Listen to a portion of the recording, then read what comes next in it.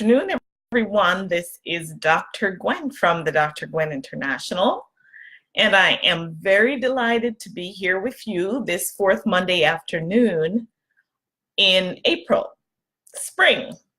It's beautiful outside. The weather is amazing. The sun and everything is hunky-dory as I share with you my book. Now this is a proof copy, so it has this horrible little mark right across the face that Amazon chose to put there to let everybody know that it's not for resale and it's a proof copy, but this is my book. I am so excited and very delighted to share it with you. And just to let you know that as I put this book out on the weekend, within a few hours, I was #1 best-selling author in multiple free categories. I was giddy, just really in here giggling, laughing, being silly. My husband having an amazing time just listening to me be crazy. But if you didn't get a copy of this book, it is only 99 cents on Amazon today. That is the digital version of it. And of course, you can read the digital version on any computer, any cell phone, any tablet, once you download the free app that Amazon has, the Kindle app. So, my friends, I am so delighted. This book is one of my treasures. It really is. And I hope that when you buy this book, you will have some wonderful, amazing life benefits from reading this work, because it is my life work. It is the process that I live every single day. It is the reason why, even in the midst of great disappointment, great peace, great pain, great grief, great loss, great anxiety, in the midst of that my life can still be perfect, in the sense that I can find a true sense of happiness and fulfillment in knowing exactly who I am and knowing the life that I want to live, and using the tools that are in that book to really restore me to a place of grounding when I feel like I've been plucked out of place. So much for that. Today, I want to share with you a topic that I feel that is very important for a lot of people. And this topic is about love, self-love. I feel like many people don't really come to grips with loving themselves. In some sense, we think we do. We go off to the movies, we hang out with our friends, we get some wine and we put our legs up and we treat ourselves and we pamper ourselves. And those are all probably good things for people to do. When it comes to self-love really has more to do with the way you are feeling about yourself than with the trappings, the things that you can buy and those other items that will show materialistic goals. And there's nothing wrong with being materialistic in terms of buying stuff to make yourself happy, as long as you stay within the bounds of your means. However, though, when we talk about self-love, I think many people miss the boat. So this is where I want to focus with you today. And my goal for you today at the end of this short broadcast, because I'm going to really try to keep it brief, the end of it is for you to come to grips with who you are actually identifying yourself to be. And then I'm going to have you do a little exercise, which will take us over the series of the next few weeks as we begin to explore and dig to see who you really are and why do you define yourself to be the way you be, and how you come to get the results you get as a result of those definitions. So let's just dive right in. Speaking about the last thing that I said, many times I other people define ourselves based on the experiences that we've had in our life, in our past, whether they're bitter or whether they're sweet. We define ourselves based on what other people have said to us, if they call us smart or if they call us stupid, if they call us good for nothing. We define ourselves by the way people treat us, by the way we think they're treating us based on our own experiences. So this whole self-definition thing has mainly to do with your perception of who you think you are based on the external feedback that you've gotten from other people or from other sources. Now, the thing that you may have realized already is those self-definitions may not serve you. Now, you may not even be realizing that those self-definitions are actually putting a hold around your neck and squeezing out your progress. So you're not making the steps and the strides that you feel you need to make in your life, in your experience, in your relationship, in your business, the way you feel like you need to, because you've got those self-limiting thoughts about who you are. So how do you define yourself? Think about it for a moment. In my book, I go through a whole timeline of my personal life and how I viewed myself and the results that I had as a result of how I viewed myself. And then something changed during that whole transition. Something changed, and I started to think differently about myself, and I got different results, horrible, painful results.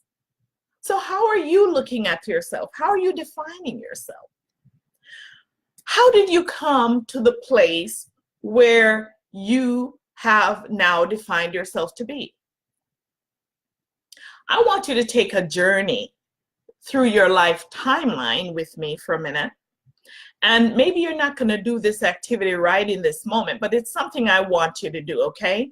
So you're going to spend the time going through this activity on your own once I get off this broadcast, and you're going to do this activity. I promise you it's very eye-opening. And when I did it personally, I was amazed and completely, just totally blown away by the patterns that I saw in my own life. So I want you to get a sheet of paper. Maybe you can glue 8.5 and 11 by 11 paper together in a line. Maybe you can get drafting paper, pattern paper, some kind of paper on a roll, and roll it out. And what I want you to do is to spend some time in a quiet place and think about your life, your whole life, all of the major events that you can remember, good, bad, or ugly, whatever they are. Think about them, put them in that timeline, put a date on them. If you can't remember the exact date of what those were, then think about maybe how old were your siblings? When did certain activities in your life happen that you can put a timeline and a date on that? So put a date along that, right? And then once you do that, check the patterns out. What you're going to find is that there were major blocks, major experiences in your life timeline that you have now used to define who you are. Now, those definitions may be perfect. They may be just fine. They may suit you well. You may be making all the goals and all the strides that you need to make right now with those definitions. But what I've found mostly is that those definitions that people make of themselves are not really empowering. For example, you may think of yourself as, okay, I'm so stupid, or I'm so not smart. Wow, look at that. My phone is ringing, and my apologies. I forgot to quiet this. So let me quiet that right now. So think about that. Think about how you say, for example, as a parent, if you have a child, oh, she's not good at math. Oh, he's not good at English. Why do you make those definitive statements? Is it that maybe there was a gap in their learning that caused them to not be good at it? Or are you making those definitive statements? Think about for you. You will never rise beyond the results of your thoughts, of how you view yourself. So if you think about yourself and you say, I'm just not good at writing, I can't write a word if my life depends on it. Guess what? You have sealed your fate. So go through that timeline. And what I want you to do is to really look and think. Think about, how are you defining you in every area of your life, every area. And especially if there's an area in your life where you feel you're not making the progress that you need to make, think about how you are defining yourself there. And then what I want you to consider is this, that you are a divinely created being. And it does not matter what anyone say that you are, because you are limitless and because you're divinely created, you can exceed and expound upon any goal that you plan on doing.